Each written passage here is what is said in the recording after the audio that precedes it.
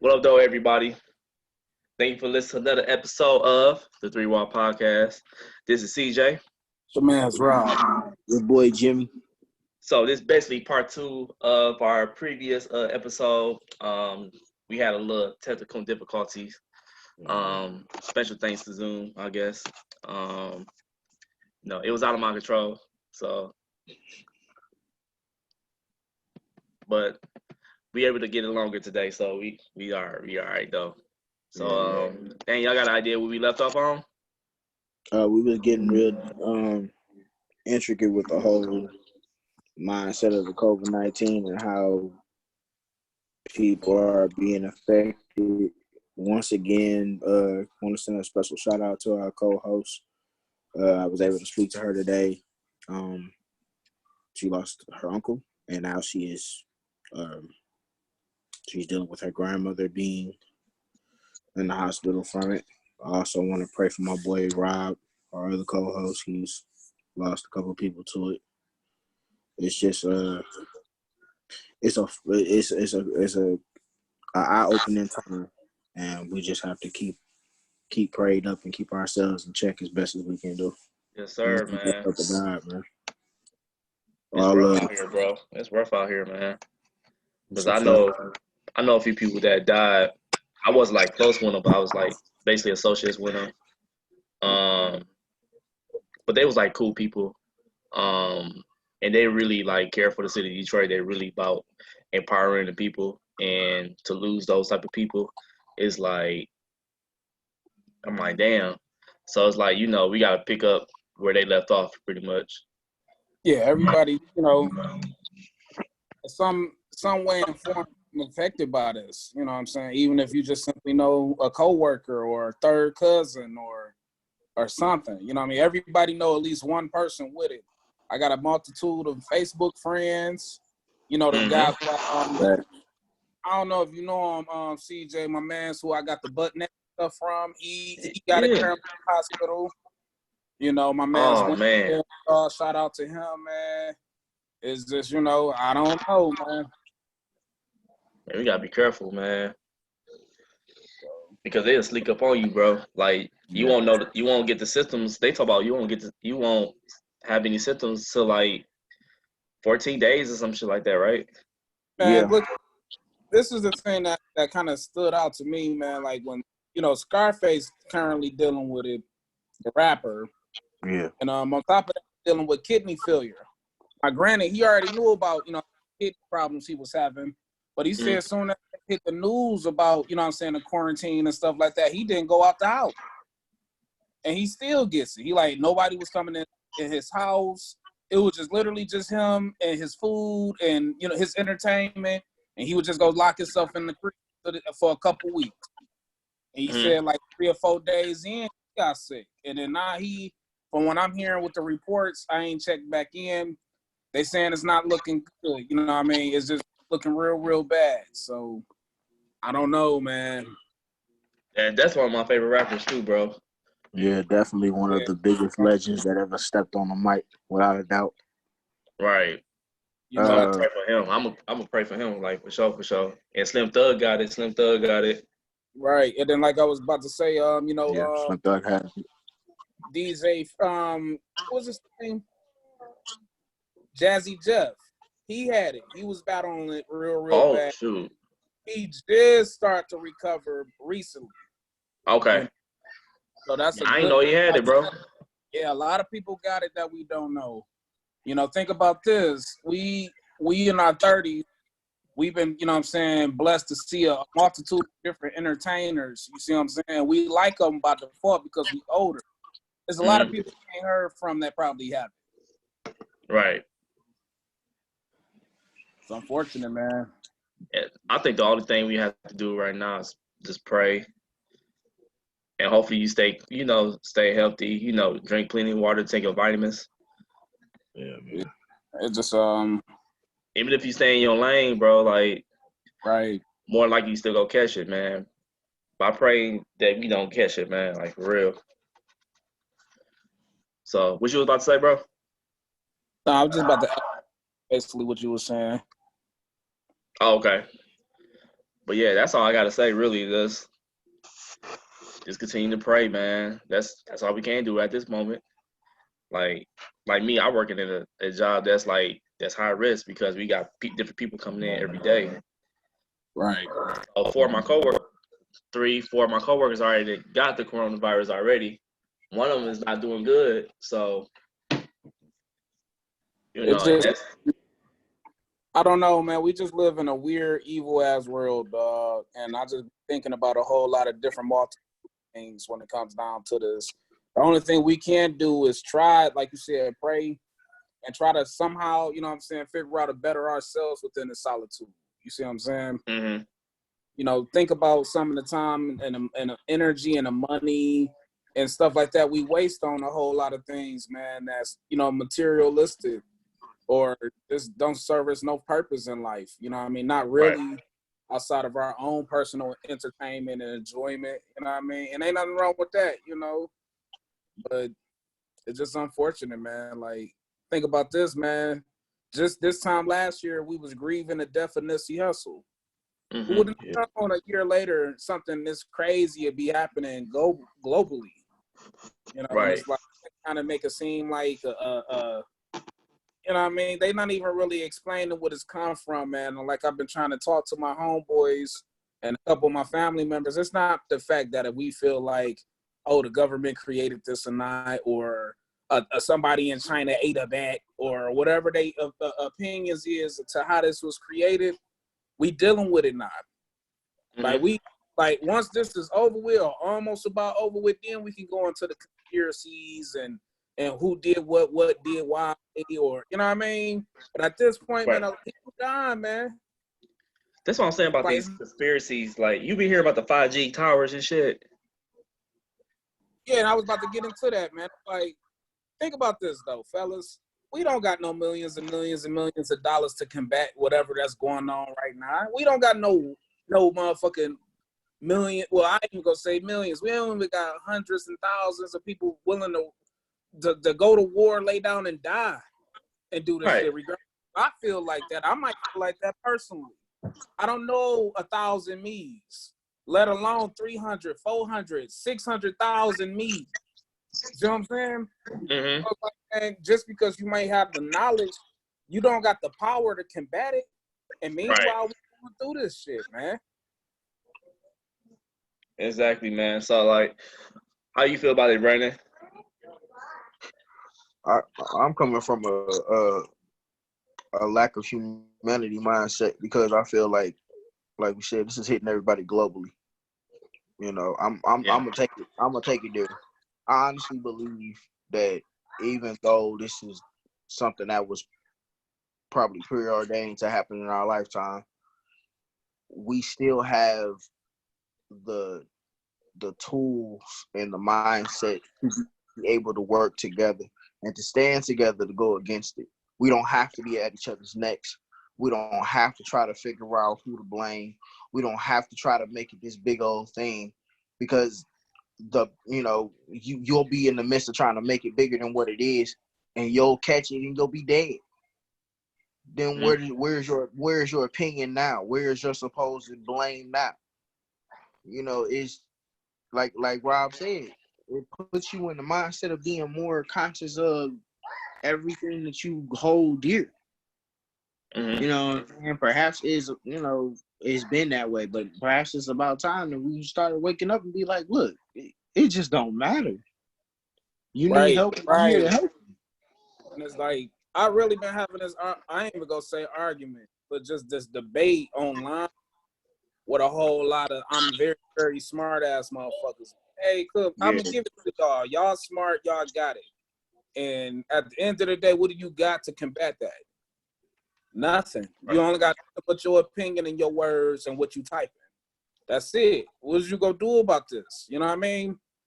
And I'm like, I'm not saying you need to be scared or anything like that. All I'm saying is be consciously aware to the people who, all right, cool. Even if you feel like it's the 5G, something that's killing us, something that's making us sick, man. Think about this though, fellas. You don't just get pneumonia. No. Right, you don't. You see what I'm saying? people usually get pneumonia for being in cold temperatures, cold temperatures and wet, or you know what I mean, your immune system messed up or something like that, HIV, AIDS. But you don't get pneumonia like you get a common cold. You know what I mean? And this is spreading like the common cold and it's killing us. So wherever And that's the one of the earliest symptoms too. Like if it feel like a common cold, like you be coughing and sneezing, and then you might have a fever, then you might. I mean, and this is the scary part, fellas. I'm not gonna hold y'all up. My nurse coordinator called me last week, and you know how that is. She got to check up because of my situation or whatnot. And she was giving me signs of like what not to do if I feel like I got it. But the messed up part about it is a lot of that I feel regardless. Some days I might wake up in aches and pains, and it might go away in about an hour or two. Right. And sometimes I might wake up congested. It's the springtime. I got sinuses and allergies. Right. You know what I mean? So if I wake up tomorrow and like for instance, I woke up yesterday and I couldn't breathe. I'm like, I ain't even panic. I'm like, because this is a regular routine for me in March and April. You know what I mean? Right. Eventually throughout the day, I start feeling better. But it's like, damn, man, like, how do you even know if you got the signs? You know what I mean? Right. And see, that's the other thing. Like, from a panic epidemic, as far as somebody's mindset, you know, me personally, I'm constantly trying to keep the people that I work with, I'm trying to keep them in good spirits. I'm trying to constantly have a mental in place because a lot of people don't know sickness, a good amount of it comes from your mental.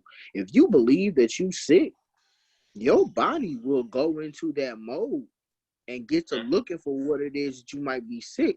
And when they can't find it, then it ends up eating itself up, trying to figure out what the hell's going on with you. You know, for the last couple of days, I've had a small cough, but I normally get a cough if I don't get anything else like I normally would every year as far as being sick. I normally get a cough. You know what I'm saying? The filter for sure in this apartment, we need it changed, but I can't change it myself because maintenance needs to come in. But of course, maintenance is not here because of the COVID-19 situation. Mm-hmm. So my point is like, what's the point of panicking for something that might be minor? What's the point of panicking for something that might be major? It's just a point of making sure that you don't put yourself in a position you don't need to be in as far as, you know, just tripping. You know, because like you said, you don't know. You have no idea if you got the symptoms or not. They're telling you to hold your breath for 10 seconds. And I do that every day, but as cliche as this sound, and I know a lot of people don't want to hear it, man, but it's the truth, man. The only thing we can do is what CJ said to Jump, is pray and try to keep your spirits high, man. And what's going to happen, as flip as it sounds, is just going to happen. Because at this point, the way it's spreading, the good thing about it is a lot of people has been recovering. You know what I'm saying? Yeah. A lot of people, you know, from my knowledge, when KD had it, it wasn't really, really bad. He waited the days out, got retested, and he didn't have it anymore. You know what I'm saying? So everybody's body, immune system, different. You know what I'm saying? So that's a plus. You know what I'm saying? A lot of people been recovering. A lot of people just like my sister Renee, shout out to her. She was tested positive like last week, and she feeling better now. So she doing good. She was feeling really sick, days leaning to her getting tested, but other than that, right now she doing good, man. She been doing well, so you know, shout out to her. But man, like, it's also scary too, man, because like even in my job, you see like people not flying as much no more. Like it's so dead in there, but at the same time, people is like, damn, this shit is real. So then like you stay their ass home, which is a good thing, but you know, but the morale at my job is getting lower and lower and lower as the days goes by because like we so used to like feed off each other energy, you know how we operate at the job and stuff like that, and then we don't have the many people coming in, whatever. It's like the morale's going down. I'm like, man, I do not want to be here, man.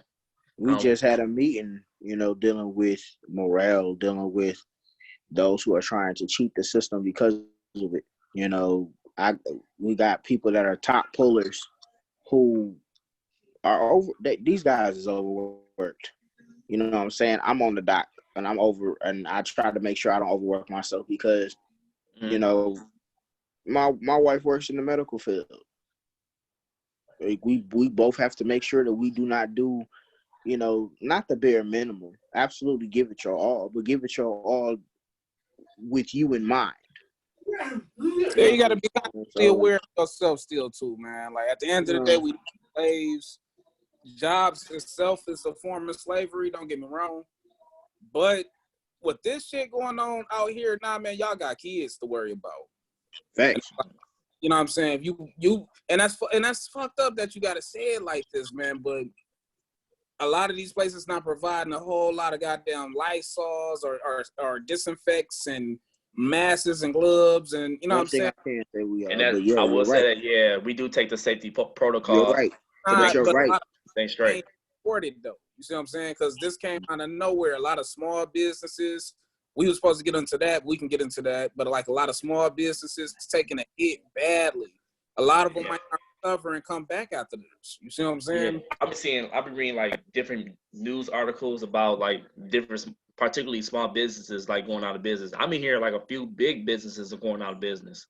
Yeah, because Right. at the end of the day, when it's just hard to hold on to these products. Everybody safety precautions might be different. Some people might want the Lysol and the gloves. Some people just might be cool with the sanitizers. You see what I'm saying? Mm-hmm. But we got to supply this for as many as employees that we got. Everybody might not work for a multi-millionaire or billionaire or billion-dollar company or something like that. You see what I'm saying? Right. Just like Like with a lot of these Coney Islands ain't gonna last. no. Hell no. I mean, you know what I mean? But on the flip side, neighborhood restaurants like that been feeding, you know what I'm saying, neighborhoods for decades. Right. So it's over with. That business is gone. Not this neighborhood might be, you know what I mean, a shortage of somewhere to eat.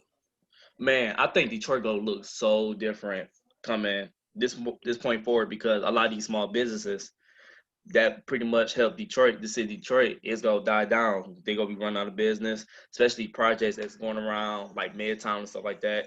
It's gonna come to a screeching halt because like they don't have the money or the resources to continue with the Or project. people might not even want to come back and do that shit. You know what I mean? But see, that's what I mean by the morale. It could be that ball game. It could be the ball game that we all jump together and we continue to try to make it flourish, whether it be one business at a time. I've been, I happen to catch some of the address, if you will, from whatever we want to call that man. And, his attitude toward the Midwest is, y'all niggas, y'all ain't rolling with me, so why should I really roll with y'all? I'm gonna send help because I gotta make it look like I'm doing something. But, he's so stuck in his ego to where he's only helping who he feel he should.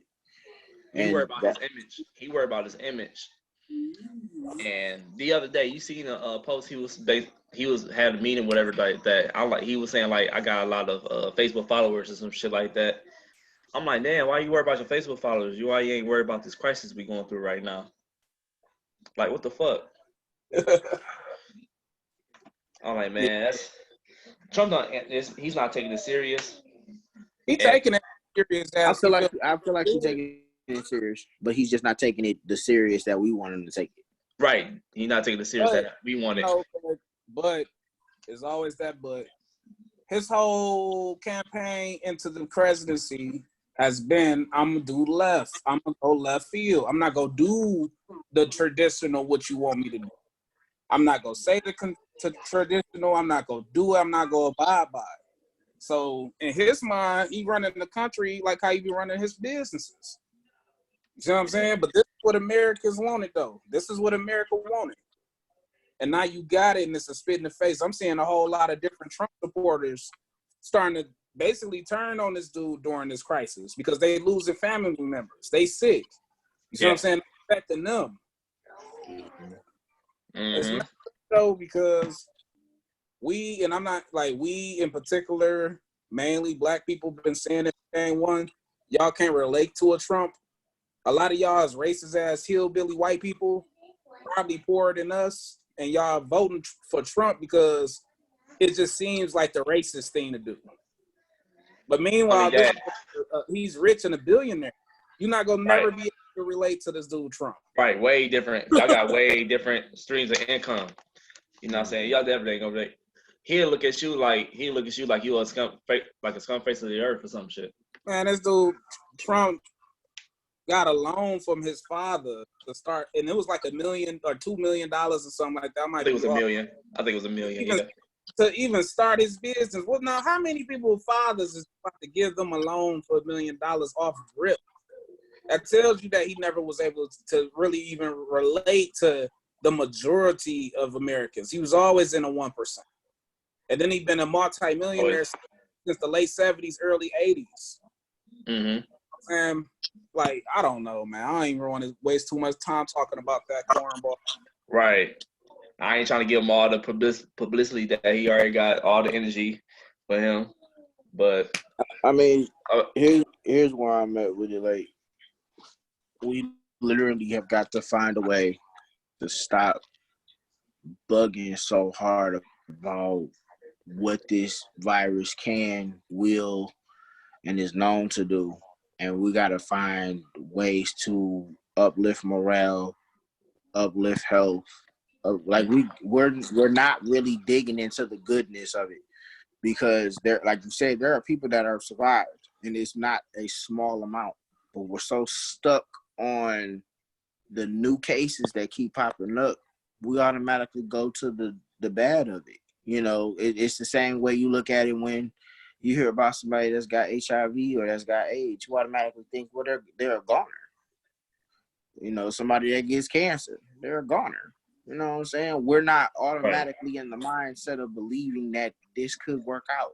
This could be okay. We're so we need to stop as, you know what I'm saying, humans, period, dog, because life is funny. Yeah. Real funny. I got diagnosed with HIV in 1990. But Triple X's Tashion was born in 98 and died 2 years ago. So his whole life he knew Magic Johnson to have HIV. He's dead now, and Magic Johnson is still alive with HIV. Mm-hmm. You know what I'm saying? So we can't, and don't get me wrong, it's human nature though, dog. Like, we might not do it, but just human nature in particular, a lot of people go do it regardless, because, you know what I'm saying, first thing you do is you go into panic mode.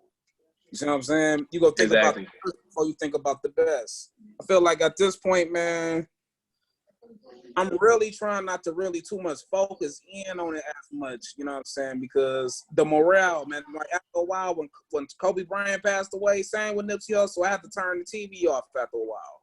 Yeah, I had to tone down after a while, because it's like, man, I got to try to change the subject, man, because it's going to put you in a dark place when the world is already currently in a dark place. Right. You need to do that X factor out there, straight up, because like Rob was saying, like, we're gonna let the bad literally take over how we view life, because if we do that, then we all screwed. And shout out to the fact that we got the nerve to do it, because, you know, I don't know about y'all, but I get looks every time when I say something good about something happening. It's almost like I'm messing up the vibe. Like, come on, dog, we depressed right now, we hurt right now, what you doing? Why you trying to make things better? Like, nigga, what do you mean? You don't want to laugh right now? I'm gonna tell you what it is. Like, you want to be depressed? You want to be depressed or something? Nah, I don't want to. Like, damn. These people, dog, whatever the hot topic is, they hop on it, man, because it's not even the fact that they 100% care. It's propaganda. You see what I'm saying? So when you going against the propaganda, quote unquote, just simply bringing up something positive and something good, you can't see it because you're going against the propaganda. Like, think about this. Just like when people want to talk about, and trust me, dog, I'm very, very pro for my people. You know what I'm saying? But after a while, stuff and the Trayvon Martin stuff was getting real, real sad and depressing, man, because these people wasn't even getting their justice. You see what I'm saying? Yeah. At one point, extremely trendy. That was the only thing. Everybody all of a sudden woke. It was up. everybody was pro-black this, pro-black that. That's cool, but and I'm trying to talk about something a little different because I don't want to be sad, dog. Like when George Zimmerman motherfucker got off, dog, I damn near cried. I had to change the subject, dog, because I'm feeling myself getting ready to have a panic attack or something like that. Oh, really? You know what I mean? Right. That's not going against the agenda that propaganda is pushing right now. People get mad at that. You see what I'm saying? Right. So many people, mainly females, and I'm not trying to put them under the bus because it seems like I'm always is, but I'm just really huge on accountability. You know what I mean? When Nipsey Hussle got killed last year, I saw a lot of women hopping on the bandwagon because it was trendy at the time. And since they didn't really know too much about Nipsey Hussle, it was the whole attention went to Lauren London. Granted, that was his child's mother, one of his mothers, and his current girlfriend at the time. But fast forward a month and a half ago, when Kobe Bryant gets killed, Vanessa not getting the same energy. Not at all. Not at all. How come Vanessa not getting the same energy if this is this woman's wife for the last 20 years and they got 3 or 4 kids? And on top of Kobe getting killed, she lost His her daughter. daughter. It would be the same, God forbid, but it would be the same way if Kanye died. We would not at all blame him for anything that he did. They would automatically put it on Kim. And that's what I don't like. Yeah. You put him through this. You're the reason he's not here. Flip the blaming. I'm seeing a lot of people, dog, hopping on this situation that's very important and very serious, but for trendy reasons. See what I'm saying? Yeah. Shoot, I'm trying to see. I seen some shit 2 or 3 days ago. You know, on Facebook, and you be scrolling, and you see some shit, you want to go back to it, but your shit refreshed. Yeah. Yeah, then now all of a sudden it's on your timeline no more. Man, I woke up one day, I seen some shit, it was somebody, I'm trying to remember who, like basically saying I'm trying to see what celebrity got it next. Like joking. Hey man, come on. But this is some people really not taking it that serious. Some people taking it because it's you can tell because everybody be outside. It'd be like more than groups of 10 people. People will go out there barbecue and be at parks and shit. Be trying to have a party and shit. People not taking it serious, man. I'm gonna ask you, Detroit. how long is enough to quote unquote quarantine if like this shit is just going in? Lord knows, you know what I mean? Do we just stay in the house till we know the shortage shit is clear? Or do we, all right, man, it's been 2 months. What the fuck going on? I want to go barbecue or I want to go to the park or some shit. Man, how long? Well, we got to take this. Already in place. It takes like it's basically like day by day, pretty much. We got to go by the numbers, statistics and stuff like that. It's going up. It's going up like crazy every day. So like until that number goes down, then we be able to, go outside, do our regular stuff that we was doing before the pandemic started. Cause China, Go ahead. I was about to say China, they just now starting to get back to normal, even though they lie about their numbers. But I think that they started to get back to normal, stuff like that. They started to, travel again.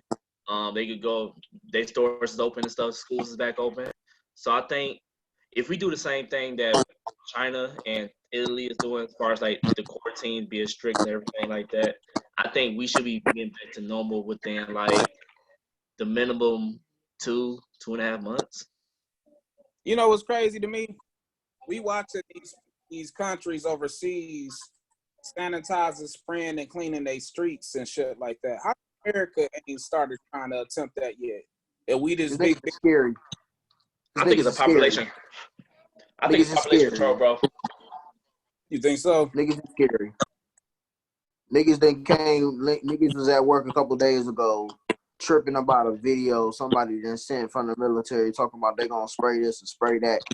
Stay in your homes. This is gonna kill you. They trying to take over. First of all, what about the fact that you scream What are we doing? What are they doing? Are they going to do anything? A solution comes up, but it's not good enough for you and your psyche. So now it's, let's just do something worse. Let's make something worse happen. Y'all, like, niggas is really stupid. Like, not smart enough to understand. Like, this could help if we gave it a shot. But look, it goes back to what I was saying earlier, because on the flip side of that, there's a lot of people who feel like the government or whoever conspired to motherfucking even create some shit in the air to affect all of us. So at this point, we already infected. They didn't already spray the globe with whatever was going on. But we've been infected with everything else. Been infected with cholesterol. Been infected with pollution. I'm not that far, man, because something like that would be like a personal choice, right? You personally choosing to eat wrong, or you personally choosing to smoke and drink, or whatever. Right. That's true. Yeah. We just woke up one day and niggas was getting sick. Like, we feel that. Healthiest people, from Kevin Durant to Donovan Mitchell, and these athletes who's way in better physical condition and shape than any one of us, they still was able to catch this shit. You see what I'm saying? Yeah, right. But it also was able to resemble the hygiene as well. And it's like, in this situation, the only thing we can do, and I hate to say this shit, though, I really do, is roll with the gun. We got to roll with the punches now, man. We had at this point. And you heard what Cardi B was saying? She was basically saying, like, they got these celebrities lying about saying that they got the coronavirus and shit. Y'all think it's true that they got these celebrities saying that they got coronavirus? I can see it two ways with that, right, CJ? I can understand both sides of what she was basically trying to allude at. I mean, but it just gets to the point where, by you being a celebrity, you're not helping, because you benefited from your celebrity of quote unquote. That's making me feel like they created you. I feel like they gave these celebrities a multitude amount of money to lie and say they got this. Okay, cool. That's true. I'm not saying they not above that. You see what I'm saying? I'm about to take a dive into the career. Did they motherfucker propaganda or created you to the point where you was this big suit, big star a year or two ago? Was that shit organic? Or was they paying off radio stations to play your song? Was they paying off goddamn, you know what I'm saying, place TV network to play you and have you on there and you big superstar? See, I feel like these stars and these celebrities got to be real careful about what they say. That come down to conspiracies, because you talking about another star. Well, all I'm gonna do is talk about what did you benefit from these motherfuckers. Right? You didn't benefit. You didn't have your hand in the cookie jar. Since you just throwing this wild accusation out there, you're not a regular everyday folk. How much you want to try to make a scene? You know you can't, man. Point. You know, you didn't evolve into something way totally different. Expect that, but like, you got to be real careful about what you're saying, man. People is out here dying, man. What is it going to be for a celebrity to get killed or die so you can take the shit serious? Unfortunately, though, it does take that. It takes somebody that's important or that's high up for anybody to really take something serious. Like, it'll be somebody as close as your mama to you losing their life from something like this, and you're still not gonna take it serious like you should, because it's not somebody that you look up to. Right. 100% correct. Because, you know, my sister been saying from jump, dog, and I hate to say it, but she right, dog. These Generation Z babies, the 94, 95, and above babies, dog, these motherfuckers don't even really too much care if they auntie or they mama get this disease and pass away, dog. They'll say stupid shit like, well, they lived their life, this, that. But let it be somebody who popping in the city, or let it be somebody Instagram famous, or TikTok famous. Or not just Instagram, somebody who been popping for a while, dog. Let one of them motherfuckers get that shit and die. Man, come on. Don't let this be one of these local ass rappers who can't rap that they love. Man, it's... Come on, or one of these local ass bootleg ass celebrities that don't got no talent that they love. Man, them niggas go take that shit extremely. You know what I mean? Right.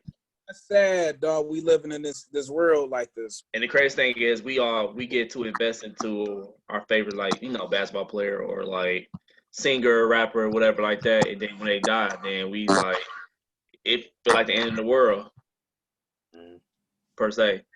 I think that's we seen that for years though, because we seen that when Michael Jackson died, Prince, you name it, everybody was going crazy. So I just want to start talking and getting into a more brighter mood about this shit because it's depressing, though. Like, Yeah. I'm gonna say this, try to smooth the conversation away. let's get it. During this quarantine, dog, what albums have y'all been listening to? I've been listening to that new Rod Rich, bro. You said what? That new Rod Rich, that new Rod Wave, bro. Wave. All Yeah, right, I ain't mean to say Roddy Rich. I said Roddy Rich at first. let's put a little positive to this quarantine, man. Like, what 5 albums have y'all been listening to, man? Or if not 5 albums, what 5 artists, if any, have y'all been like listening to during? Let's see, Rod Wave, Drake. I know y'all hate Drake, but shoot, I'm been listening to Drake a lot. Especially his new song is cool. Man, that's my man's dog. Damn, dog. Brandon hate him, dog. He don't like Drake, Oh, dog. hey, whoa. Let me hold on. I don't hate that man. I don't hate that man. I want that man to act like a man. That's it. I don't hate that man. Man, that's not being unbiased, dog, man. You know what I mean? You know, the man is incredible. Don't get me twisted. He's incredible. But go ahead with your list, though. Let's see. I would listen like to random shit, man. Like I would listen to a lot of songs, bro. Like Sada Baby's album, Janae Aiko.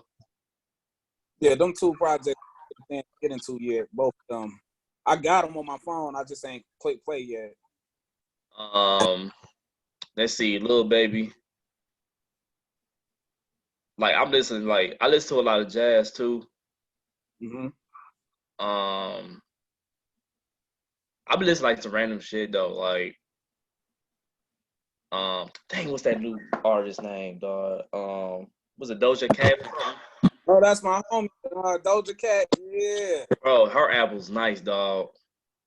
Which one? The newer one? The newer one, Hot Pink. Right. Yeah, I fuck with the first one more than that one, but I like both of them though. Okay. It ain't really new. It came out, I think it came out last year, but this is my first time hearing it. Right. Oh, Yo Gotti. Okay. Yo Gotti stuff. Let's see. Who else have I listened to? What's his name? Brett Fire or something? Oh, yeah, all day with Brent. Brent Yeah. who? Brent Fires. Who was that? Dude came out with He came out with Talk to You. Dog, Talk to You is fire. You don't know nothing about that. Well, you should. You don't know nothing about no just Gang Over Love, dog. Gang Over Love. You don't know nothing about no Gang Over Love, boy. I'll give you, hey Brandon, I'll give you credit. You the one who introduced me to him though. Cause I remember the first time I went, we left out of somewhere. I think we was hooping or something. Yeah. And you played the song. I'm like, hey, who is this? He was like, Brett Fires. I'm like, oh, okay. And then I went on my phone and listened to his songs. I'm like, okay, this kind of tight. You said his name, Fires. Yeah, Brent Fires. Remember that song? She keep running all around me. That shit right there. Man. Act like I'm the man. Him. Holy shit. He the singer from that. Yeah, his name Brent Fires, man. Hey, I can dig it now. I'm gonna go check him out after this then tomorrow. I've been a little crazy you said Drake, because I actually been listening to a lot of older Drake.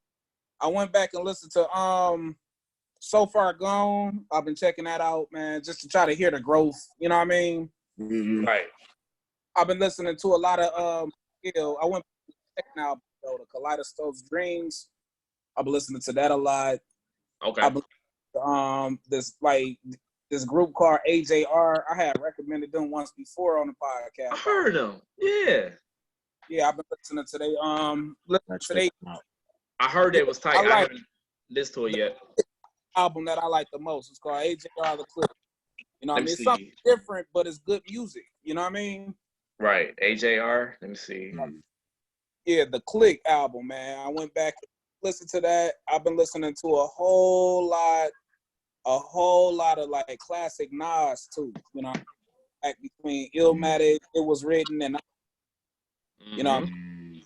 But like I just been like on a whole lot of going back. What I've been doing during this quarantine, I've been really not trying to listen to recent. I've been trying to see the growth within some of these artists. You see what I'm saying? To see how each album or each project, they either got better, worse, or you can tell when they stop growing. And I'm not saying that in a bad thing, but you can tell when they evolve to the point where they damn near complete as a artist. You see what I'm saying? Right. I went back and listened to 8701 by Usher. Usher. Okay. So, you know, yeah, this is what I've been listening to. What about you, B? Man, yeah, I've been in my old school bag lately. Like, I constantly listen to Mint Condition. I've been recently checking out I'll Be Sure. That man is fire. Like, I had no idea how much fire that man had. That man is fire. That in effect mode. Yeah, man. I listen to PJ Morton Gumbo every day. Like, the Zariah request is everything's gonna be all right. Like, literally every day. My wife loves PJ. I want to listen to everything's gonna be all right. So my wife loves PJ Morton, bro. This new artist named Snow. Snow? She is fire. SNOH. SNOH. Okay. Yeah. Let me go. SNOH. She's fire. What? Light skin, right? She Yeah. I think I listened to her song before. She was supposedly like there's a picture of her and Michael B. Jordan supposed to be dating him, but I don't know how true that is. It's a video. Wait, it's a video. Whoa. Dog, that song, like, personally, I was on my way to work, and, you know, I've been thinking about how I'm going to stack some bread up because, you know, I want to give my wife the type of wedding that she really wanted, and I had like a daydream type situation where I was listening to the song, and we was dancing to it, and she was pregnant with another baby, and we was just living high life. That song is so dope to me, for real. Like, that song might be like a wedding dance song, for real, for me. You know, I'm constantly listening to my man's Tank. I don't know if you heard that new project. He got a new yeah, it's a 6 EP called While You're Waiting, if I'm not mistaken. Yeah, it's a song on there. Oh yeah. It's a song on there that's like a complete tribute to the old school 90s Rob. The way that he displayed it, bro. that's what I'm saying. Like, y'all telling me some things I'm gonna go ahead and listen to. I'm gonna add this real quick. And for me, like, music, as far as what I'm gonna listen to, I never really like have a playlist already on deck unless it's just something I've been listening to every day. Like, today, I was on my way to go get something to eat, and I heard the Darnell Jones joint in my head. I'm gonna be, and that's what I put on. And you know, I just remembering the melodies and the music that I grew up with, what it did to you, how it boosted your confidence to want to go talk to a girl, or to have that nostalgia to at least just look at a girl, not even want to talk. Dang, she fine. Like, hey, bro, have y'all been watching these Instagram battles, dog? Yeah, I have. Battle rap? Yeah. Not just battle rap. It's like, because last week it was, talking about Lil Jon in them, right? Lil Jon T-Pain did it last night. I gotta go watching. I gotta check that out. Bro, that shit was tight. I think it's a tie, bro. I think Lil Jon probably made a one, man, for one aspect only. He had more songs. Yeah. Right. No He's just a regular ass hype man / DJ. When T-Pain was in his bag, he was in his bag. Like 07, 09. But you gotta think, Lil Jon damn near ran the whole year out forward. Like, the only who was like combating that Lil Jon sound was like 50 Cent G-Unit, man. Right. That's just like today. I was listening.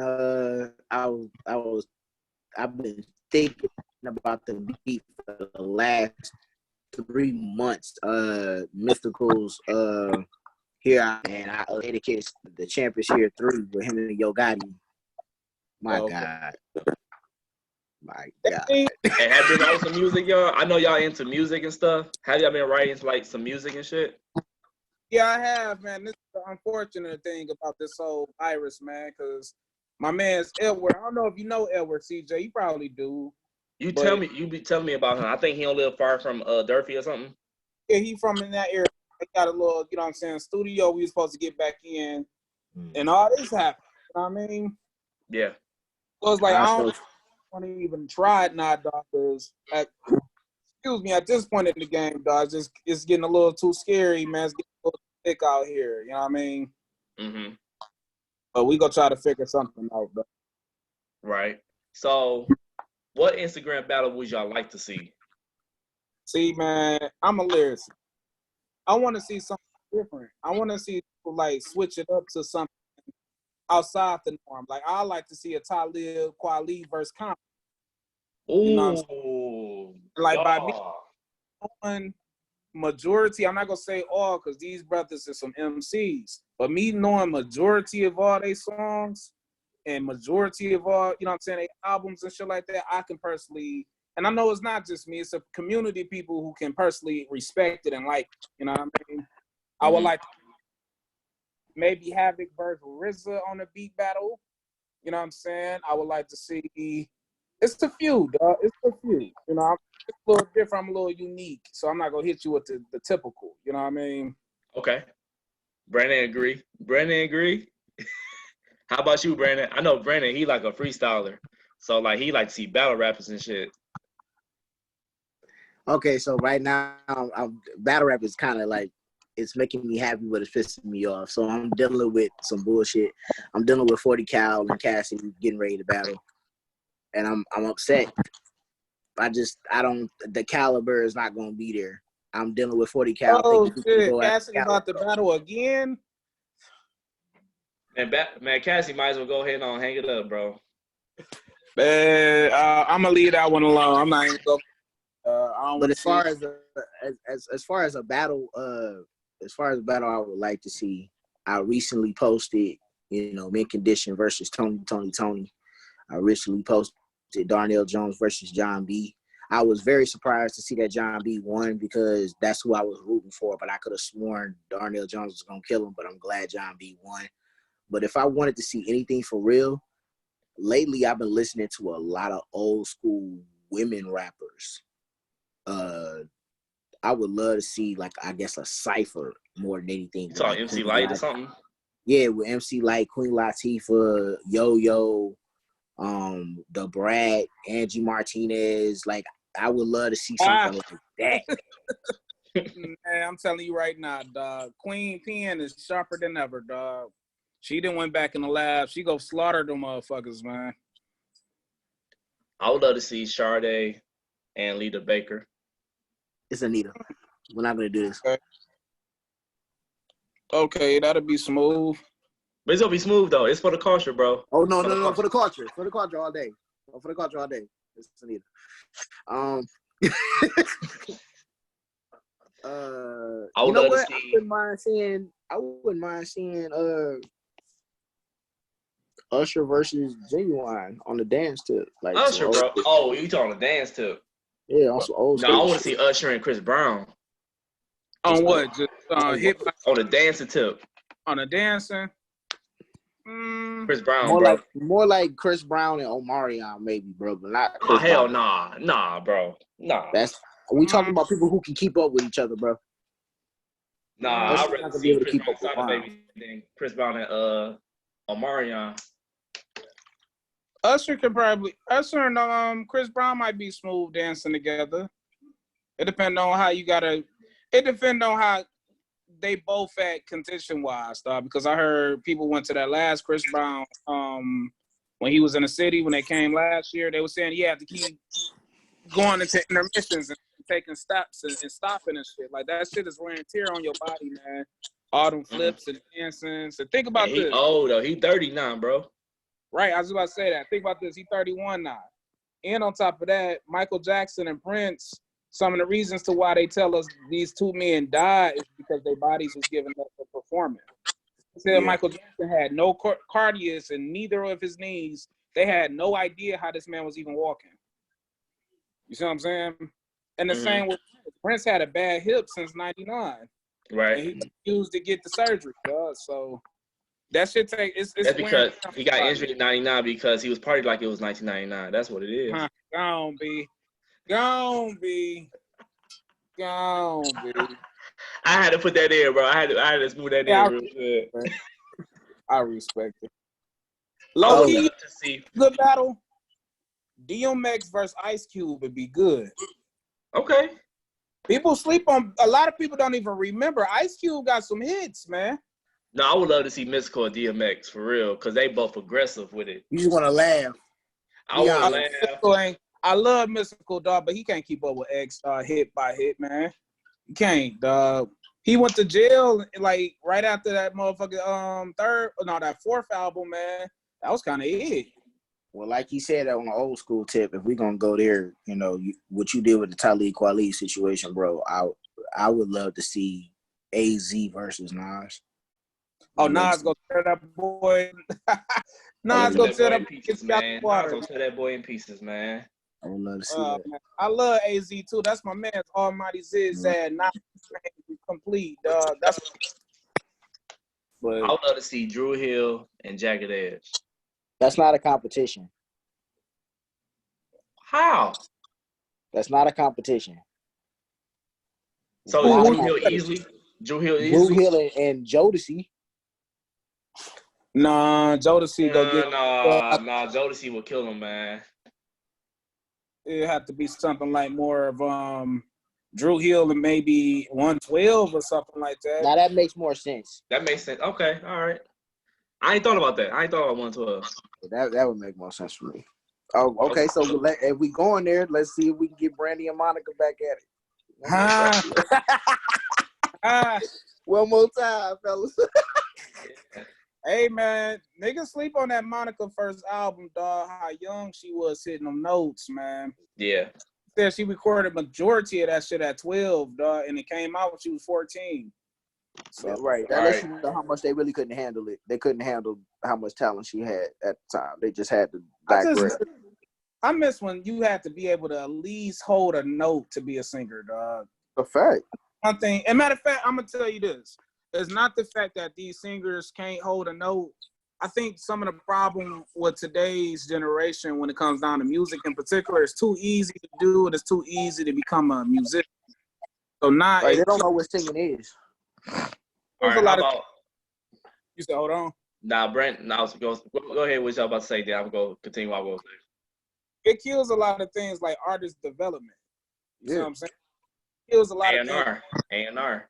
Or vocal coaches, right? They say Whitney Houston, when she died, she still had a vocal coach. And we talk about Whitney Houston had one of the greatest voices, strong, of all time. You know what I mean? You might not like her as a singer, but you couldn't deny the voice. You see what I'm saying? They say Aretha Franklin vocal coach all the way up until like the early 80s or something like that. She was out in the 60s. You see what I'm saying? And it's like, the ego of a lot of these singers, let alone vocal coach at least, they don't even got artist development. They get a hit or something like that on Instagram or YouTube, and they write on stage. You see what I'm saying? You got to learn how to perform, dog. You got to learn how to hold your notes. You got to learn how to do a lot of different things. Now you can get in the studio, auto-tune or reverbs, or you can triples and doubling up your voice. And it's just a lot of ways, man, that is in, and don't get me wrong, to a degree is a good thing because a lot of people was more independent. But the easier it is to become an artist, the less of the quality that we got. You know what I mean? Right. That's just my opinion. I ain't that fact. No, it's real. That's real. So what other things y'all was doing to occupy your time in this little quarantine period we have? Like, how y'all been watching? Not watching, but like, what y'all been doing? Don't even lie. Huh? Don't. Hold on, say that, Britt. You don't know what the Tiger King is? Oh man, bruh. Brandon said he don't though. I know what it is, but it's not coming on my. That Carol Baskin bitch. Bitch, Carol Baskin. That shit ain't coming onto my house, bro. Oh, I'll shoot you between the fucking eyes, bitch. What? hey, you got Netflix, B? Of course. Please watch it, bro. Please watch it, dog. I'll beg you, please watch it, dog. Without spoiling it, it's basically about a bunch of white people basically trying to run for the title of the bigger who loves lions and tigers and shit more. Yeah, I heard about it because one of my coworkers White people shit. told us. He was like, "You gotta watch this." And I'm like, "Bro, I'm just." The reason why, in my opinion, is because it exposed human nature, right? It's funny, but it's really not funny because we laugh. But the way it's set up, you got no other choice but to laugh, dog. Right. Like this, you would never think something crazy was going on, man, in America, dog. Right. No, you know the reason why I said that I wouldn't watch it was because me and my coworker, we literally did a whole freaking survey through the whole doc, and what the question was, if you had all the money in the world and it was trained, would you own a Black Panther? And of course I said, hell no. He said, now come on now, you raised it from a cub, it's not gonna hurt you. No. Because it's not gonna fight its nature no matter what you do. Somewhere along the line, that's something's gonna be like, I'm gonna eat this nigga. I ain't got time for that shit. If you get him, you know, technically ain't no such thing as a Black Panther, dog. Or no. I thought it was a Black Panther. I mean, that was just what he came up with, but just the fact of an animal of that magnitude, like. No, I'm just trolling. Don't take me serious. I ain't fucking with a panther, all right? Oh, man. You know, so. I'm watching that thing, though. I watched that. What else I've been? Bro, I watched it twice, dog. I watched it twice already, dog. It was too funny. I've been trying to get into this show. What was that shit called? All American. You've been watching it? Bro, I haven't. It's 2 seasons, right? I think it's either 2 or 3 seasons. I just got hip to it probably a couple days back. So I've been trying to. Bro, I have yet to see. I'm gonna watch it though, because they're like, few of my coworkers are like, yeah, you should watch it. You should watch it, bro. You should watch it. I'm like, man, I'm gonna get to it, man. I just never got to it. Cause I be watching other stuff like Netflix. I've been watching. I've been still watching ESPN from here and there. Right. I miss my sports, man. You know. Oh man, I think that's been the main thing that's mentally been hurting me, dog. Because man, best time of the year for sports, dog. Going into the NBA playoffs. Yeah, Final Four, bro. Final Four would have been right now. Man, what, dog? Baseball season. Y'all probably don't care about baseball, but I do. I like baseball. Well, no, but the fact of the matter is that even if we don't care about it, it's something that's there that we know is going to be there. Right. Fam, it's the Tigers, fam. It's not I got baseball shirt on now. It's the Tigers, bro. I can't do them, man. I can't do them, dog. Look, I can't even do the Pistons right now, all right? Oh, shit, man. Oh, don't get me started. No, hold on. Wait a minute. Look, we gotta do this. We gotta do this because the first season we done with this. Now, Carmelo made a statement, and I want to know whether or not if the both of you agree with or not. The statement clearly was, had I had been a Piston, I would have had at least 3 rings. I'm gonna let y'all go, and then I'm gonna go last. Correct. I agree. I would agree because Carmelo Anthony, he was 19, 20 years old. And you could see his potential for playing for Syracuse. He led them as a freshman. Carmelo Anthony led that team to a NCAA championship. And you see what he did to Denver for those, the first 7 years he was there. And he was balling. I think, I would definitely think we will win 3 championships because it will still give Tayshaun the room to grow. Like he'd be one, but I think Tayshaun would have won like 2 or 3 6-man awards, bro. Cause and Carmelo, he's a proven scorer. He can rebound. He's an underrated passer too. Yeah, he is. That is so. and he's one of the smartest players. People think because I don't know, his years in New York, but in Denver, he was a very smart playmaker. So he made Denver going from worst to first, pretty much. So just imagine just Melo, Chauncey, Rip, She, Big Ben, and then who we had 6 man, Chucky Atkins. We had Lindsey Hunter, Lizzie McDonald. Hunter, We had Carlos. What was his name? Williamson. Carlos Williamson, yeah, Carlos McDonald. Warrior, Bobby Sura. Corliss Williamson was our sixth guy. Yeah, 1 year prior. Yep. We had what's that? Campbell, Eldon Campbell. Even though he was older, but he was productive for us as needed. So I mean, we had the pieces, but I think Carmelo was like the cream of the crop that would have made Detroit. That would have made a huge difference for the Pistons. And I got to think about it. When Chauncey was with Denver, what 2 years when he got traded for the Pistons, He was with them for about like 2.5 years. and he was balling with Denver. They was balling together. Him, Melo, and Chauncey was balling together in Denver. So,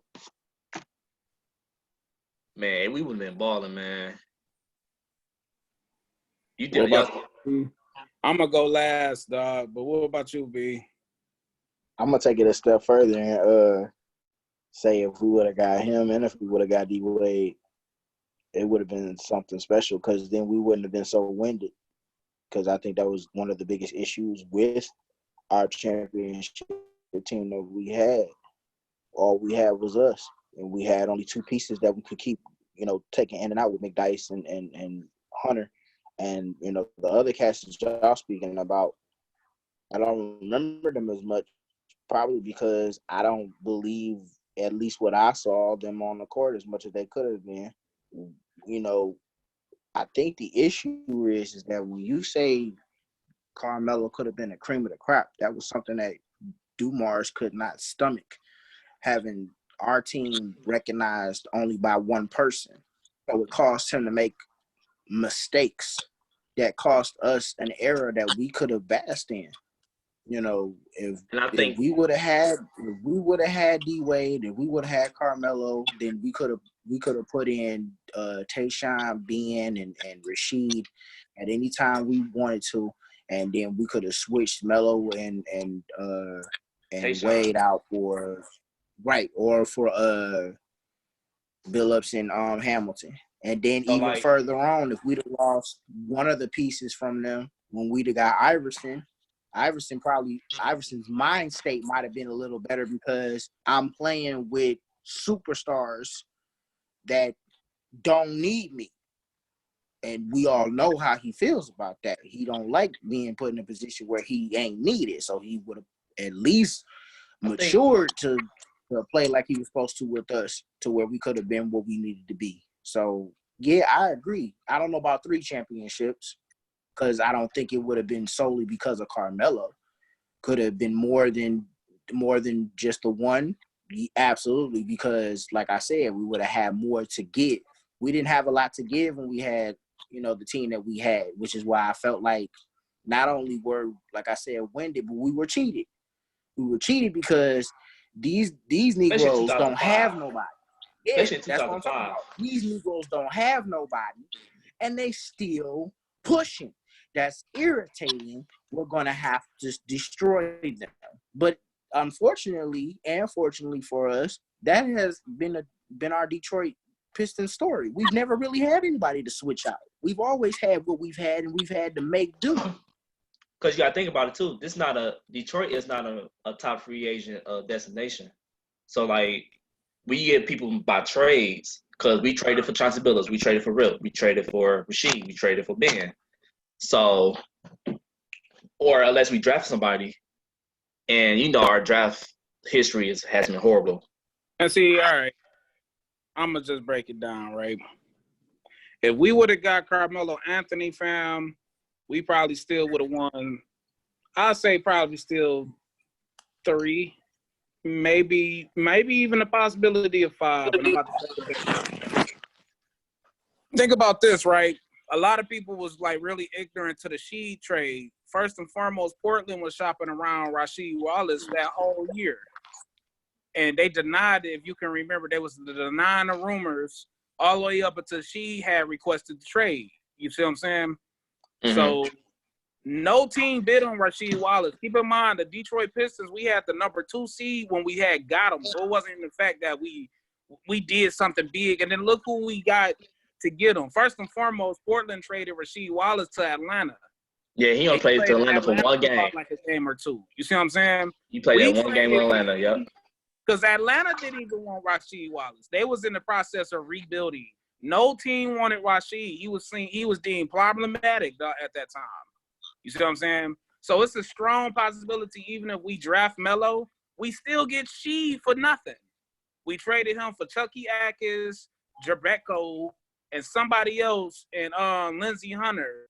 And then we wound up getting Lindsey Hunter back in free agency. So we got him for nothing. You see what I'm saying? That's first and foremost. Secondly, you got to always remember 2 things about that 2004 Lakers team. First and foremost, they was older. Secondly, was already internal issues going on within, you know what I'm saying, the locker room with Kobe and Shaq. Kobe was fighting that rape case or rape situation at the time, and Shaq was battling L.A. for more money. You see what I'm saying? He didn't want to take that second seat, which in hindsight hurt his career, his legacy. He's admit to it not. You see what I'm saying? Yep. But we still probably win. We probably sweep them. 2005 comes strolling around, and we probably win against the Spurs. So that's 2 back-to-back right there. 2006, 7, if you pay close attention, we couldn't score the ball. Rasheed Wallace is already in year, 11, 12. He's getting older now. He started becoming more lazy. He started shooting more threes. He got out the post. And keep in mind, fellas, Rasheed Wallace had maybe debatable the best back-to-the-wall post-up game in the NBA. Yeah. You see what I'm saying? At that time, especially around that time, yeah. He stopped playing the post. He stopped doing all the things that made Rasheed Wallace amazing. He got lazy. He wanted to shoot jump shots, and that was it. You know what I'm saying? Chauncey, it was only so much Chauncey Billups could do. You know what I mean? He was a good player, but Chauncey, one of these more, he has to be more of a 2-guard, off-guard than point guard. And it seemed like they always tried to make Chauncey Billups into this point guard like Jason Kidd, and that just wasn't his game. You see what I'm saying? Rip Hamilton is so limited. He can only do so much. He's an amazing player, but Rip Hamilton wasn't Tracy McGrady. He wasn't Kobe Bryant. He wasn't Paul Pierce. You see what I'm saying? Yeah, he was very comfortable unless he was inside of the paint. Exactly. He was deadly for mid-range. That was about it. But he knew his strengths and he knew his weaknesses. He never did not play either. My thing is, Tayshaun Prince never stepped up to the plate. These guys is getting older. Granted, Rasheed Wallace was drafted in 2005. Ben Wallace and Chauncey Billups was drafted in 1997. Rip Hamilton, 99. Tayshaun Prince was drafted in 02. So you the young, and you never took your game. He never averaged more than 14 points per game a season. He had all the materials that we needed. He could score the ball. He could shoot the ball inside out. He had a post-up game. He had a 7-foot wingspan, standing 6'9". He can dunk the ball. He can pass. He was one of our best passers. He can alley-hoop the ball. He can block shots. He can play defense. He had the whole package, dog. Now, I'm not saying he was Kobe Bryant for having the whole package, but he could score. He could defend. He could shoot the three. He could shoot the mid-range. He had a post-up game. He could shoot free throws. You see what I'm saying? Mm-hmm. He never – and that was the problem. I feel like in 2009, we traded the wrong person. We traded Chauncey Billups when it should have been Tayshaun Prince we was trading for Melo, or Tayshaun and some money or something for or somebody else. But we kept putting in all this faith into goddamn Tayshaun Prince. He just never developed into nothing that he was. A lot of people say, "Oh man, we don't got Tayshaun Prince. We never get that wrong block on Reggie Miller." Hell, and I said we had Carmelo Anthony, we wouldn't need to. You see what I'm saying? Right. So I think Carmelo changed his whole game up. I think Carmelo would have been here for like 10 years, bro. we struggled to score. Granted, most players, when they in a defensive mind team, they'll start playing defense anyways. So he probably might have not been Bruce Bowen on defense or nothing like that, but he would have put in more effort on the defense. But most importantly, he would have been a scorer. From 2004 to 2010, Carmelo Anthony averaged like 28 points per game. 8 rebounds, 7 rebounds, something like that, man. Come on, we could have used that in 2007 when LeBron damn near walked all over us. You see what I'm saying? I feel like one of the reasons, Prince, he's not keeping up. I feel like one of the reasons why we were able to get cheated the way we got cheated in 2005 was because of our point ratio. Had we been 10 points, 15 points above, there's nothing they could have did. They couldn't have tried to cheat. They you know, because we're already above. We're already beating them at the point. It's so many. I mean, like 5 series, from Larry Brown giving up to them cheating us, to them not calling none of them scoring. It's so many. Then on top of that, we just couldn't score, bro. We couldn't score. No. Yeah, he did that bonehead shit, keeping, you know what I'm saying, Robert Horry opened, but granted, we still had to play like 2 or 3 more games. Man, I'm still mad at that game. That was 15 years ago. I'm still mad about that shit now. Yeah, think about this, CJ. We still had to play like 2 more games after that, fam. You know what I mean? Granted, if he do that, if we you know, who knows? You know what I mean? But we couldn't score at the end of the day. Rip can only do so much with Bruce Bowen on him. Chauncey could only do so much with Larry Brown as the coach, who want him to play Jason Kidd when that's not his skill. You see what I'm saying? Right. But on the flip side, with Larry Brown, way of coaching, they got him to the finals. You see what I'm saying? When Flip Saunders came in and it was more offensive oriented, some of them plays that Larry Brown knew how to draw up, Flip never did. Just rest in peace to Flip, right? Because he did die, didn't he? He died like 5 years ago. Rest in peace to Flip. I forget how he passed. Was it cancer? It was cancer. Yeah. It was bro, I was about to say ovarian cancer, dog.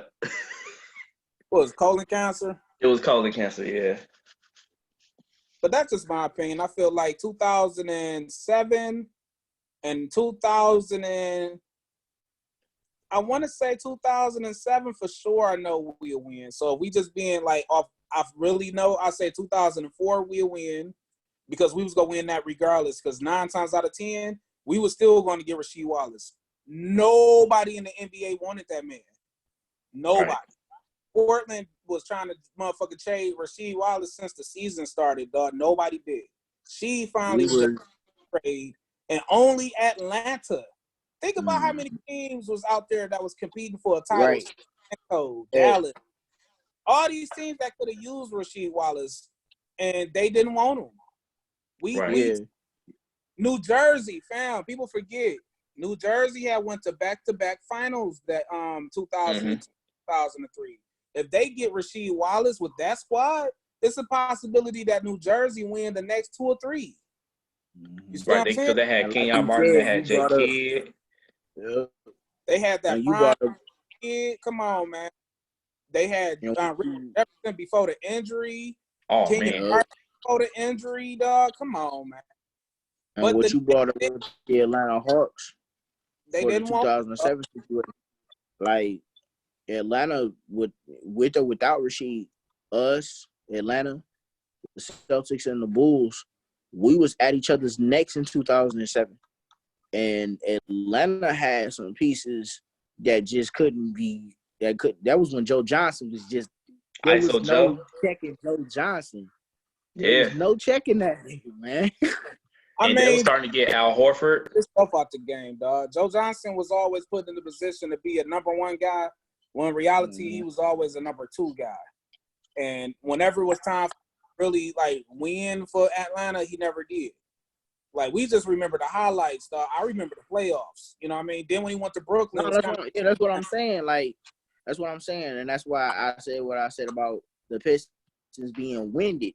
We were winded. We didn't have the organization did not have the mindset that they should have had on thinking about what you're doing to your players. You're just stuck on the nostalgia of one championship. Had we gotten Carmelo, had we gotten D Wade, we would have at least had some type of legacy of you got to watch out for these cats because there's no telling with them. With it wasn't that. It was they gonna overdo themselves, and only a handful of people respect that from the other sides of the NBA. But other than that, that's what it is. We were this. overly worked. And then on top of that, it goes back to what I was saying. We got older guys. Rasheed Wallace, like 33 or something like that. You got Ben Wallace around the same age. You know what I mean? Yeah. You got Tom Phillips around, 26, 27. Rip, 24, 25. When we won it. The young guy was Tayshaun Prince at 21, 22. He just never stepped up to the plate, man. He never did, dog. He never did, bro. Like, we got rid of Ben Wallace in 2007, and we replaced him with with Chris Webber. And it's like Chris Webber never was a center a day in his life. He played center a couple times in college. That was it. And that wasn't going to work. We got Antonio McDyess. McDyess, granted, was decent for us, but he never played big like that after the injury. After he got injured in New York, when he came back, he had a finesse game. He was shooting a mid-range jumper. You know what I mean? It was like we missing so many pieces. We had Antonio McDyess was. If y'all remember him from Denver, he was jumping out the gym. Mm-hmm. And in New York. Well, New York, he got injured, right? Yeah. And Denver, that nigga was looking like baby goddamn Mari Stoudemire at one point. Well, before Mari was in But see, that's what I mean. Like our issue or Joe Dumar's issue was nostalgia. Kept on getting all these old guys, trying to revamp and put them back where they used to be when you can't do that. Thinking he was going to get a whole bunch of players that had something to prove because he looked up in 2004. Everybody. This ain't Uncle Drew. I said, thinking that he was going to fucking lunk up and get a bunch of players with shit to prove or a chip on their shoulder. Everybody, or team had chips on their shoulder. Whether it was Chauncey Billups, feeling like he was third in the draft in 2007 and he got traded around so much, or Ben Wallace, being undrafted and he got traded around so much, or no team wanting Rasheed Wallace until he got there. You see what I'm saying? But it's like you did that twice, dog. You caught fire, man, so add on to the fire. In 2005, we had an opportunity to sign and keep a whole lot of players. We tried to keep up with the international wave and sign goddamn Delfino. Like, what is you doing? You get rid of Mike James, you get rid of Lindsey Hunter, and you replace these motherfuckers who helped us motherfucker win the title with Carlos Delfino? Come on. That's just like when we did get new players, it would always be the person that came off the bench that would do more for us than the person that we put on the doggone court. Will Bynum did way more than Rodney Stuckey would ever do. Oh my God. And that, man, I got so many issues with Rodney Stuckey's situation, dog, because I remember how all that transpired, dog. I remember, fam. Like, I remember. First and foremost, he was a bitch because he didn't want to leave. He didn't even want to give Iverson that number 3. He didn't. Like, Stuckey, wait a minute, time out, fam. First and foremost, you shouldn't even be wearing number 3. That's Ben Wallace shit, dog. We know that's Ben Wallace. We know number 3 is going to get retired. Yeah, we mad at Ben Wallace for going to motherfucking Chicago and all, but that's not your number. Secondly, Allen Iverson is a proven motherfucking all-star, superstar player, dog. You do that out of respect than anything. You know what I mean? Right. Here he had an ego, dog. They started this nigga, and I remember Atlanta, he had like 38 or something like that against Atlanta. And they decided that they wasn't going to put him off the bench no more, and he was going to start. His whole logic was to try to play like baby D-Wade. But you wasn't nowhere near like D-Wade, dog. All you wanted to do was draw the foul. You said what? That nigga was stiff on the court. Man, stiff as hell. All you wanted to do was draw the foul, dog. He was just there on the court. He was just there on the court. That's all. That's all he was. We held on to him forever. We did not want to get rid of this man. That's another one of our issues. We hold on to players too long or too short. We didn't even We get Chris don't, Middleton a chance, and we got rid of him, dog. we don't even know what loyalty actually is, low key, because we just hoping that you gonna do something for us. What nigga? No, you gotta go, nigga. Right. Do y'all think the Pistons they should have let go Andre Drummond sooner, or y'all thought it was the right time for him to go? I feel I like it's think a half and half situation. I think it's sooner. I feel like we should have got rid of Drummond 2 years ago, and both parties would have been happy. Yeah. Seriously, I feel like both parties would have been happy. I feel like Drummond trade rate was through the roof about 2 years ago. I feel like he hit the ceiling here. He never was going to be this defensive player like that we wanted him to be. And on the flip side, he never was going to be this Shaq type post player that we wanted him to be either. He wasn't even Andre Jordan. He was good for rebounding the ball and being big. And it's a lot of teams that could have used Andre Drummond. Like, think about it. There's a whole lot of teams that could use a player like Drummond. Like, for instance, State, even though they was winning at the time and stuff like that, they could have really, really used a Andre Drummond type player. You know what I mean? And if not Golden State, the Spurs, you know, hell, OKC. There's a lot of teams that could have really used the Andre Drummond. You know what I mean? Right. I feel like both parties would have been by now okay. Exactly. Because we would have had a trade picks, we would have had the draft picks, we would have had this, that, and then he wanted so much money. He was gonna walk anyways. We wasn't gonna that put it like this. We fucked up with Moose because if you can remember, it was the same logic. We had an opportunity to trade Moose about 2 or 3 times, and we thought he was gonna stay. And what did he do? He walked, and he walked for nothing. You see what I'm saying? So Right. it's like you wait to trade Drummond for a little or nothing when we could have got rid of him a season or 2 ago and got something from it, dog. It's like, you know what I mean? But he could have been gone, dog. We got out of that trade. We got Brandon Knight, John Hanson. What we doing with the night back that we're not even playing them? Like this is it's just like I don't even understand the logic, man. Really. Yeah. All right. Well, I want to talk about one more thing before we get up out of here. I know we really don't want to talk about the quarantine thing, but what would be the first thing y'all do if the quarantine rules was lifted? Church. Okay. The first thing I do.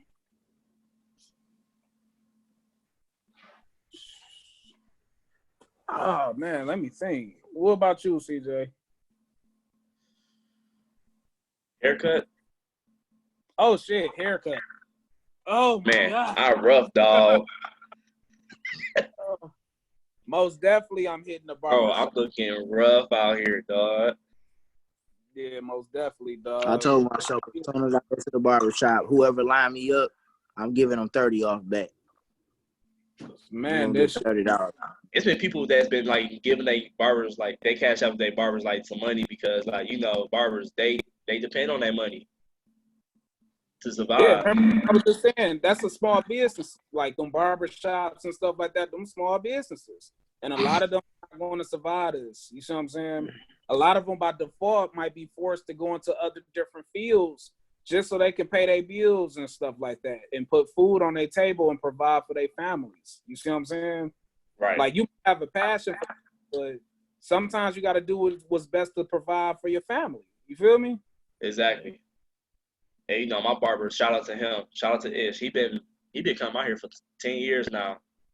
And he just got his own barbershop like last year. And he was doing good, bro. Right. So and just Shout to see out him to like everybody. just to see this happen and just comparing to like what he's been doing, I know it's hard for him, man. Trying to maintain the bills and stuff like that. And, he just had a new baby too. Oh man, congratulations. Right. So I know that's gonna be hard for him for the next few months, until something picks up. Yeah. Shout out to Uncle Dave, Heavyweights Barbershop, Kirchwood. Just the people in the beauty Shout field, out period. to, I mean, Beautiful, yep. Nail yeah, salons. shout out to all of them. lines, Straight up. Yeah, man, for real. My sister Dez and all them, for real. Like, I can't get her on the phone for nothing. I don't know, what type of quarantining she's even doing, because she does it outside of her house. So I I I feel for them, because, like I said, this is a part of their gig. Like you said, you might have to get into something else, but there's barbers and there's salonists that they have 2-3 different jobs, and at the end of the day, when those other jobs ain't doing what they're supposed to do, that's their bread and butter. Like, okay, I may not be able to come in tomorrow because y'all ain't got no hours for me, but I know I can do at least 2 heads and make that money up right then and there. So but then now it's forcing you to make, you know what I'm saying, the other jobs are bread and butter because it eliminated that. Like, I know yeah, some people, all they got is, you know what I'm saying, cutting hair. I know a lot of older barbers who in their 50s and late 40s who've been cutting hair for, 20, 30 years now. And they feel like being a barber always was lucrative for them. So they was able to make a career out of it. But at Right. this point in the game, you can't even do that. You know what I mean? Hell yeah. Definitely that. Just gotta pray for That's when for this sure, is over man. with, that things work out the way they need to work out. Like I said, first thing I said was church, because there are a couple of churches that are intricate to our communities, and Mm-hmm. you know, And y'all got any final thoughts before we get up out of here? Man, dog, look, everybody just be careful, be safe. I love y'all, man. I'm praying for y'all, man. You know what I'm saying? I'm wishing y'all the best. Get up out this, dog. You know what I mean? We got it. We strong, man. You know what I'm saying? One thing about the human waste, dog, we've been tested for beyond centuries and centuries and centuries. This ain't the first. It won't be the last, unfortunately. And we got this. Right. You know what I mean? Let's not panic. Let's not, you know what I'm saying, let's not take this lightheartedly, like how we've been seeing a lot of people, man. And we go get through this, man. Y'all keep y'all heads up, man. And that's all I really got to say. I'm going to keep it short and brief. Right. How about you, B? love on each other a little better than what you've been doing.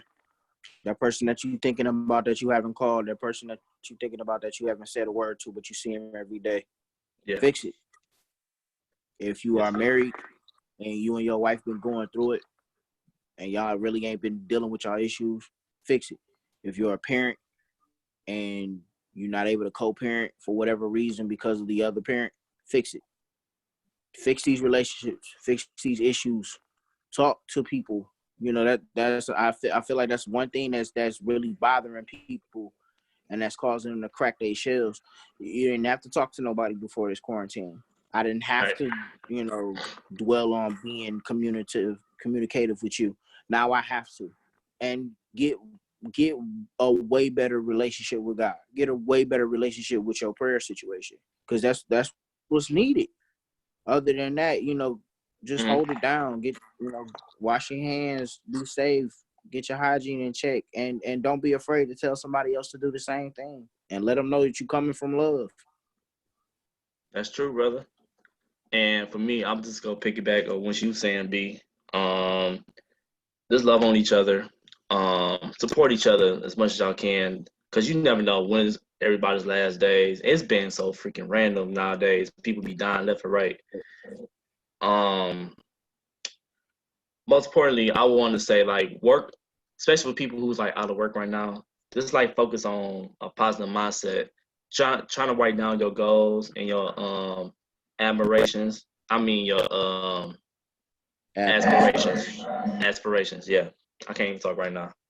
But just focus on your goals and just work on it. And then with about time the quarantine phase is over with, you be able to work on your goals and just tackle them. And also just stay prayed up. Um, just continue to stay positive. That's all I gotta say, pretty much. All right, y'all. All right. Yes, sir. So this is the end of the Three Raw podcast. Thank you for listening. The This is special the edition, the quarantine edition. quarantine and Shout out chill. to our new co-host Jazz. We praying for you. Love you, girl. Yeah, we praying for you, and I'm praying for people who lost their families during this hard time. Um, This stay strong for each other, y'all. And once again, thank you for listening. This is CJ. The man's Rob. Boy, Jimmy. And this is 3 Raw. Hold on, y'all. Hold on, y'all. Yeah, don't get off yet. Don't get off yet. It's ready.